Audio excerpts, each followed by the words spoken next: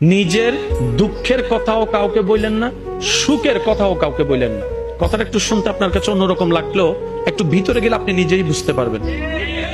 আপনি নিজের মনের দুঃখ কষ্ট সহ্য করতে না পেরে হালকা করার জন্য যাকে বলছেন, মনে রাখবেন আপনি তার কাছে কিন্তু কোনো না কোনো ভাবে একটু ছোট হয়ে যাচ্ছেন। এমনও হতে পারে আপনার দুঃখের সে কথাগুলা আপনার সামনে অভিনয় করে যে আপনাকে বুঝ দিয়েছে, সে পিছনে আপনার সেই দুঃখের কথা নিয়ে হাসি ঠাট্টা করতেও দ্বিধাবোধ করে না, এমন অনেক মানুষ আছে।